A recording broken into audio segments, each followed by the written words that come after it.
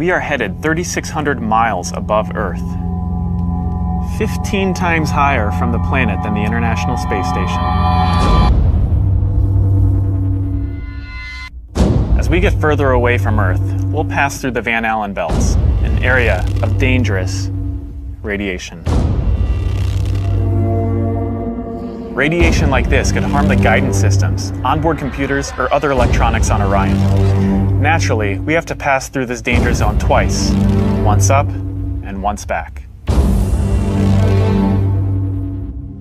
But Orion has protection. Shielding will be put to the test as the vehicle cuts through the waves of radiation. But Orion has protection. Shielding will be put to the test as the vehicle cuts through the waves of radiation. But Orion has protection. Shielding will be put to the test as the vehicle cuts through the waves of radiation. Sensors aboard will record radiation levels for scientists to study.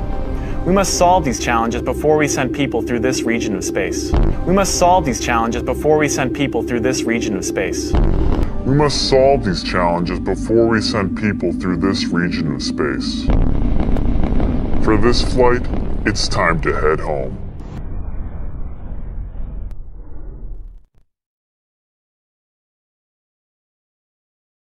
We only can fly in Earth orbit. That's the farthest that we can go. And this new system that we're building is going to allow us to go beyond and hopefully take humans into the solar system to explore. So the moon, Mars, asteroids, there's a lot of destinations that we could go to. The thing I really want your generation to embrace is that the Earth is a closed system. We cannot leave the Earth.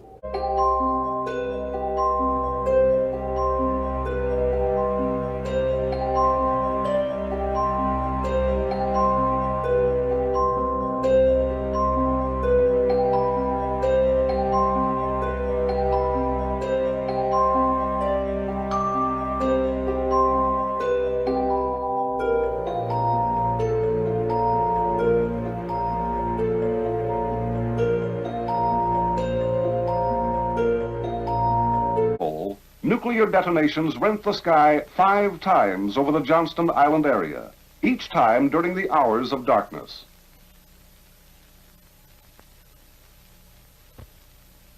Of the 5 fishbowl shots, the highest burst was the 400-kilometer Starfish event, launched by a pod-carrying Thor missile.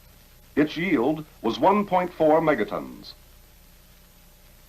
In addition to the local phenomena, the transport of bomb debris and other charged particles in the magnetic field produced colorful aurora, arcing into the northern and southern conjugate regions.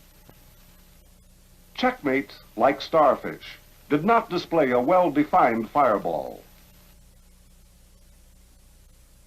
To sort of simulate the atmosphere. And then there's this little bright spot. It's called the specular highlight. So it's the reflection of sunlight off of water. Those are the pieces, but you can't just slap them all together. It just didn't look realistic. It looks kind of flat, or the clouds are sort of too see-through. So I just hit Command Z a lot. There's artistry to creating the world.